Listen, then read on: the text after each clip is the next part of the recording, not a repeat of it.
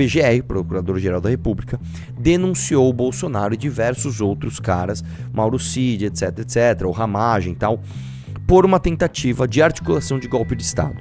Por que foi o PGR que fez isso? Porque o único homem da República que pode processar alguém que tem foro privilegiado, o único homem que pode fazer isso, é o Procurador-Geral da República. Lembrando, que é o Procurador-Geral da República? Você pega o Ministério Público apresenta uma lista tríplice, ou seja, 3 nomes, tem 3 pessoas que o Ministério Público fala, eu quero que esses caras sejam, um desses 3 seja o PGR. O Bolsonaro, pela primeira vez na história, escolheu alguém de fora da lista tríplice e pôs o Augusto Aras, que era um arquivador. Depois ele indicou Aras de novo. Aí ele perdeu a eleição, chegou o Lula. O Lula falou, mano, nenhum presidente fez isso, nenhum. O Itamar Franco não fez isso, o Fernando Henrique não fez isso, o Collor não fez isso, o Lula não fez isso, em nenhum dos seus 2 governos, a Dilma não fez isso, o Temer não fez isso, o Bolsonaro fez. Já que o Bolsonaro fez, chega o Lula e fala, também vou fazer, vou colocar alguém de fora da lista tríplice. A partir do momento que ele coloca, sai aqui uma Bia Kicis, né? Isso aí, na verdade, é do dia... Isso é antigo, tá? Isso é do dia 9 de agosto de 2019, governo Bolsonaro, falando do Paulo Gonet. Paulo Gonet, na época, não era Procurador-Geral da República. Paulo Gonet é conservador raiz, cristão, sua atuação no STF nos processos da Lava Jato foi impecável. Ele não tem capivara. E o fato de ter sido sócio de Gilmar Mendes no IDP, para quem não sabe, o Gilmar Mendes tem uma universidade, uma faculdade, né, que chama Instituto de Direito Público, acho que é isso, né? É uma faculdade de direito, em nada interferiu em sua atuação profissional. Certo? Então, a própria Bia Kicis está falando para o seu gado. Gado, o Paulo Gonet, a gente está autorizado a gostar dele. Beleza? Ótimo, legal. Então vamos lá, aí vai pro Moraes, tirando o sigilo, aí vai pra denúncia do Paulo Gonet falando disso. Moraes tira sigilo de depoimentos de Cid e abre prazo para a defesa de denunciados. Defesas de Bolsonaro e de outros 33 denunciados terão 15 dias para apresentar manifestação inicial. O ministro Alexandre Moraes, do Supremo Tribunal Federal, decidiu nesta quarta-feira derrubar o sigilo dos depoimentos do tenente-coronel Mauro Cid na colaboração premiada com a Polícia Federal. A delação do militar foi um dos principais elementos para o avanço da investigação da Polícia Federal sobre trama golpista, desenrolada pelo ex-presidente Jair Bolsonaro, aliás, no fim de 2022. A foto que os caras pegam também. Os caras são foda, né, velho? Moraes disse que a denúncia apresentada pela PGR contra Bolsonaro e outras 36 pessoas na terça-feira encerra o período de investigação e justifica o fim do sigilo da delação. A manutenção geral do excepcional sigilo de colaboração premiada não mais se justifica na preservação do interesse público, pois não é mais necessária nem para preservar os direitos assegurados ao colaborador, nem para garantir o êxito das investigações, diz o ministro. Vamos traduzir isso?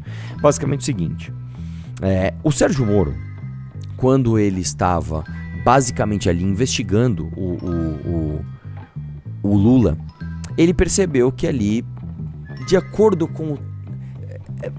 Eu não quero soar ofensivo, mas de acordo com os especialistas das garantias e não sei o que, e parará, esses caras teriam muito trabalho, a Operação Lava Jato teria muito trabalho para conseguir pegar o Lula e não ia conseguir. Ele falou, precisamos dar uma acelerada. A verdade é essa, a verdade seja dita. O que ele fez?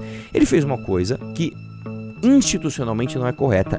Eu não sei se foi ele, mas alguém da Lava Jato vazou trechos dessa investigação para a Rede Globo. Inclusive a ligação do cara falando como é que é? Tchau, querida, assina o papel, tá. Isso foi emblemático, cara. Todo mundo entendeu. Bom, o Lula está falando com a Dilma e a Dilma está falando para ele que se ele precisar de foro privilegiado, ele se torna ministro. Então ele vai se tornar um ministro para quê? Para basicamente ele se proteger da justiça.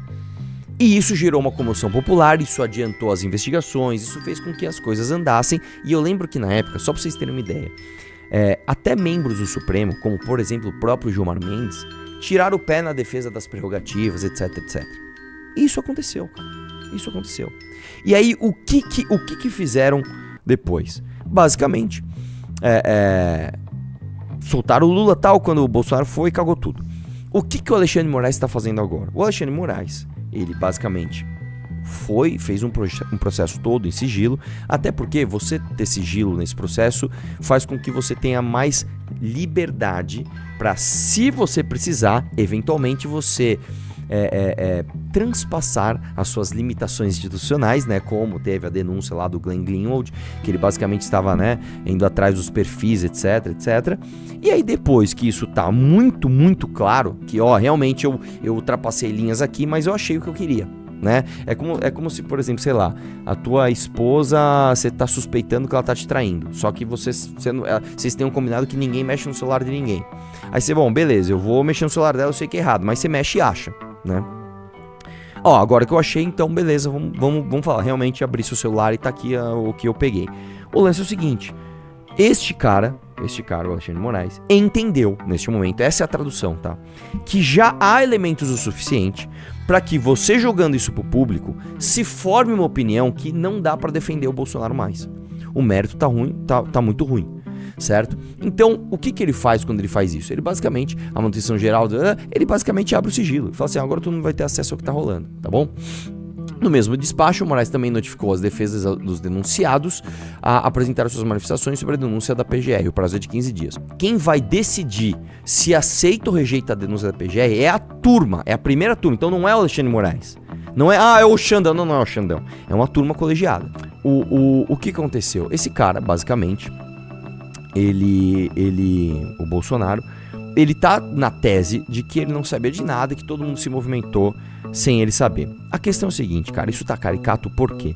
Número 1, como é que desde o seu ajudante de ordens mais direto, que era o Mauro Cid, até o bobão do Bibi, eu falei isso no meu vídeo de hoje, todos estavam na mesma narrativa. Todos estavam, ele vai agir, coisas vão acontecer. E aí quando você vai nas matérias, quando você vai de fato ver o que tá rolando, você entende, né, nas mensagens vazadas que realmente há participação direta do Bolsonaro. Só que mais do que isso, velho, você tem outras coisas que dão materialidade. Por exemplo, você tem minuta de golpe achadas na casa do... Como é o nome do cara? Anderson Torres. Você tem minuta de golpe na sede do PL. Você tem delações. Você tem um monte de conversa entre os caras que não envolvem diretamente o Bolsonaro, falando do Bolsonaro. Então, cara, o mérito tá muito sujo. E aí eu vou te contar uma outra coisa que eu sei de bastidor, que isso não é tão isso talvez não seja nunca divulgado. Quando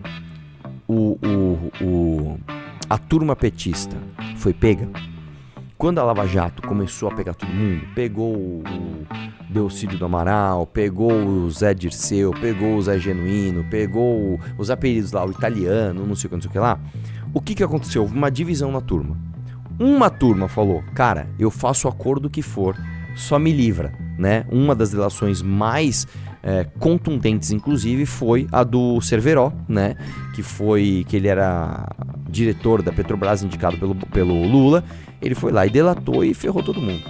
Aí depois, eles foram atrás, acho que foi o Delcídio do Amaral, que foi uma das delações mais contundentes também. Então você dividiu, você teve a turma que, entre aspas, traiu o PT. Falou, irmão, um abraço, vamos pra cima e tchau, bum. E você teve uma galera que falou, eu vou até o fim, meu. Me prende aí. Eu sei que aqui no Brasil, crime de colarinho branco, né? Quando não tem alta periculosidade, você pede uma tornozeleira eletrônica, você cumpre na tua casa. Então, irmão, ou você me prende ou você me põe uma tornozeleira, eu não vou fazer nada. Entre eles estava o José Genuíno e o Zé Dirceu. Só uma curiosidade, como estão esses caras hoje? Livres, ricos e com poder político. Tá? Ninguém, inclusive foi o Renato 38 que falou isso, esse corte dele viralizou e realmente é uma coisa muito importante. Deixa eu te falar uma coisa, não é à toa que todos os caras que não traíram o PT hoje estão livres e ricos e com poder político, tá? Corta, vamos agora para o Bolsonaro. O Bolsonaro está com risco de ser preso, diferente da postura guerrilheira, tá? Dessa galera revolucionária do PT. Sabe o que esses caras fizeram? Os caras falando do Palocci, é o Palocci mesmo. Sabe o que esses caras fizeram? Esses caras falam, meu irmão, o que eu falo, vamos tentar acordo. O Bolsonaro já está tentando acordo.